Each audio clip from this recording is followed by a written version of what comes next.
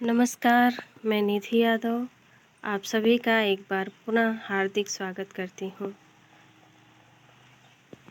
हम बात कर रहे थे यूपी एलटी जीआईसी जीडीसी की मुख्य परीक्षा में उत्तर लेखन के विषय में, जिसके संदर्भ में हमने 100 लिखित प्रश्नों की श्रृंखला शुरू की है और आज हमारी दूसरी क्लास है। पिछले वीडियो में हमने बात की थी हिंदी साहित्य इतिहास लेखन परंपरा के विषय में और आज हम चर्चा करने वाले हैं हिंदी साहित्य इतिहास लेखन में काल विभाजन और नामकरण के बारे में। तो फिर आइए शुरू करते हैं। प्रश्न नंबर 2 पर चर्चा करते हैं। दूसरा प्रश्न है हमारा, हिंदी साहित्य के इतिहास लेखन में काल विभाजन और नामकरण की समस्या पर विचार कीजिए।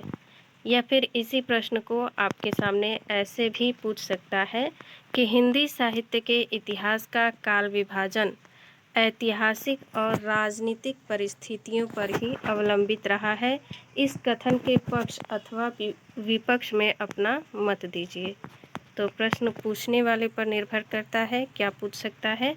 बातें वहीं रहती हैं, बस थोड़ा सा इधर का उधर पूछ लेता है। तो इसका उत्तर कैसे हम लिखेंगे देख लेते हैं।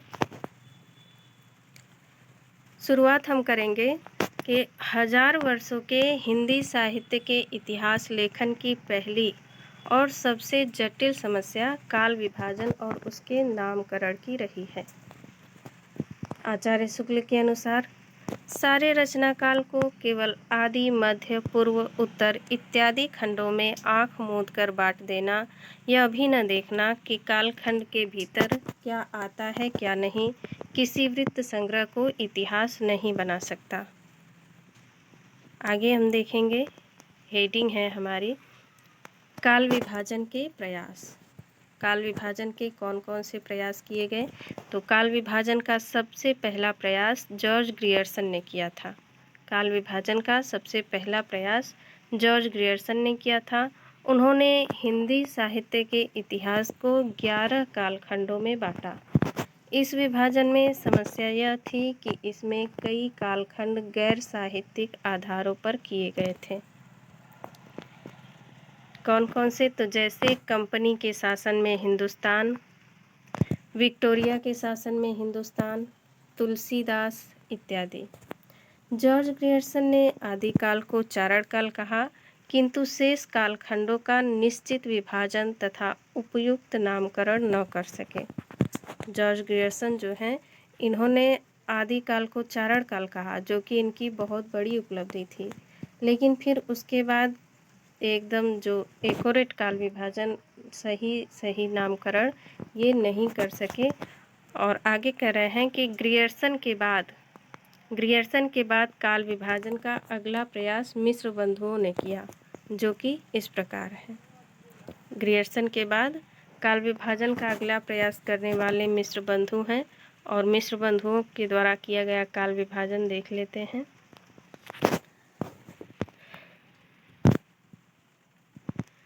मिश्र बंधुओं द्वारा किया गया काल विभाजन। पहला, मिश्र बंधुओं ने जो काल विभाजन किया है वो 8 खंड में है। पूर्व आरंभिक काल, इसका समय है 643 से 1286 ईस्वी। और दूसरा है उत्तर आरंभिक काल, 1287 से 1387 ईस्वी। और ये दोनों जो है पूर्व आरंभिक काल, उत्तर आरंभिक काल, ये आरंभिक काल के 2 खंड हैं। आरंभिक काल, इन्होंने आदिकाल को आरंभिक काल कहा है। मिश्र बंधुओं ने आदिकाल को आरंभिक काल कहा है, ये ध्यान देने वाली बात है।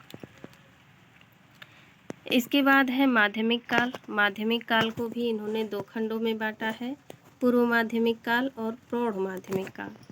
पूर्व माध्यमिक काल का समय 1388 से 1503 ईस्वी, प्रौढ़ माध्यमिक काल का समय 1504 से 1624 ईस्वी। इसके बाद अलंकृत काल। अलंकृत काल को भी 2 भागों में बांटा मिश्र बंधुओं ने, पूर्व अलंकृत काल और उत्तर अलंकृत काल। पूर्व अलंकृत काल का समय 1625 से 1733 ईस्वी उत्तर अलंकृत काल का समय 1734 से 1832 ईस्वी। ठीक है, और ये अलंकृत काल मिश्र बंधुओं ने किस काल को कहा है? तो रीति काल को मिश्र बंधुओं ने अलंकृत काल कहा है। इसके बाद है परिवर्तन काल। परिवर्तन काल का समय दिए हैं मिश्र बंधु 1833 से 1868 ईस्वी। वर्तमान काल जो कि 1869 से अद्यतन चल रहा है।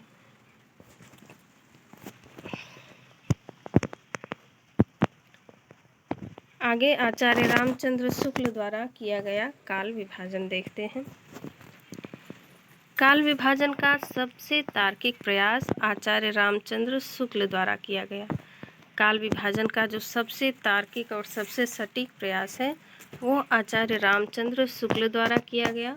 उन्होंने 900 वर्षों के हिंदी साहित्य की परंपरा को 4 कालखंडों में विभाजित किया।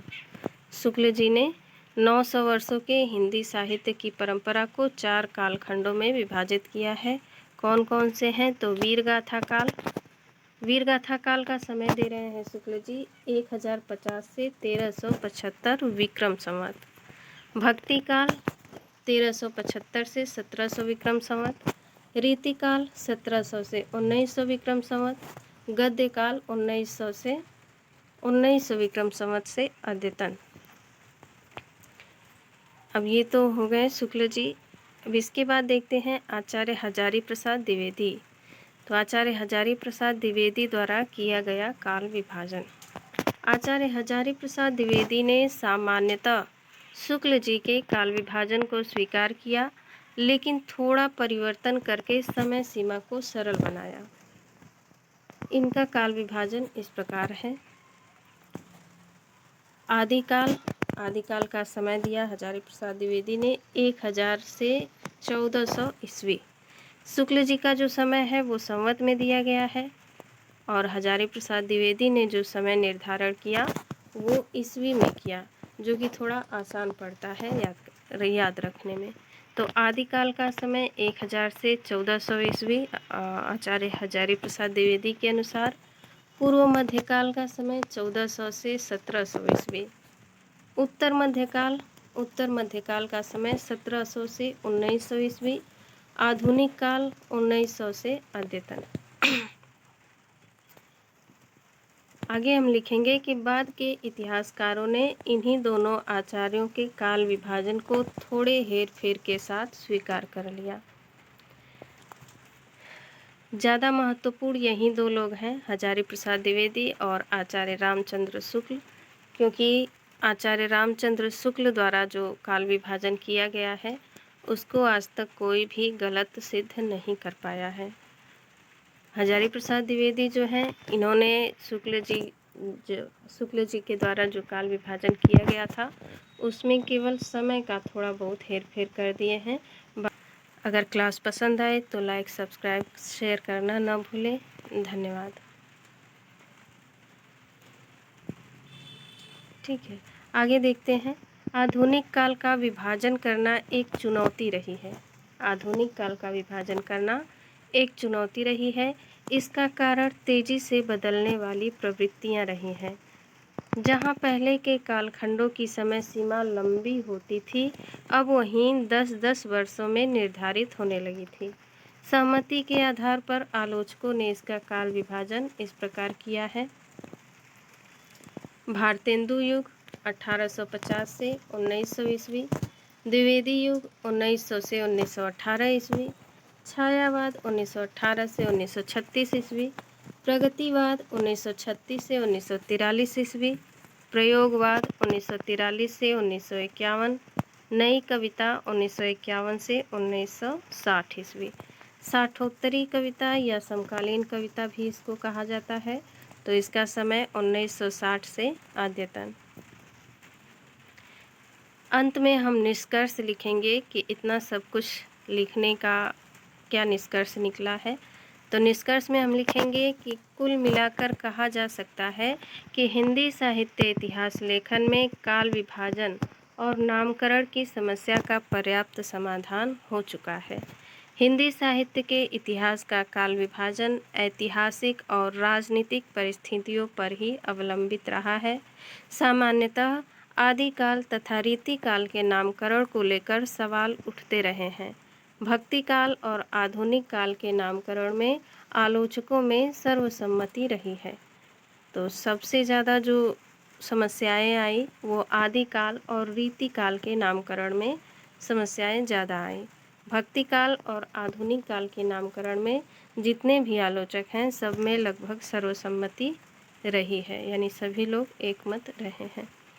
इसमें देखिए सन याद करने की ज़्यादा समस्या होती है, कैसे याद करें क्या करें। तो इधर जो है अगर मिश्र बंधुओं का थोड़ा ज़्यादा है तो ये ना याद जल्दी नहीं हो पाता है, लेकिन अगर ये न भी याद हो तो हमें शुक्ल जी का तो याद करना ही पड़ेगा। शुक्ल जी क्योंकि बहुत महत्वपूर्ण है। शुक्ल जी हो गए, हजारी प्रसाद द्विवेदी हो गए। ठीक है, तो आज की क्लास कैसी लगी कमेंट में ज़रूर बताएं।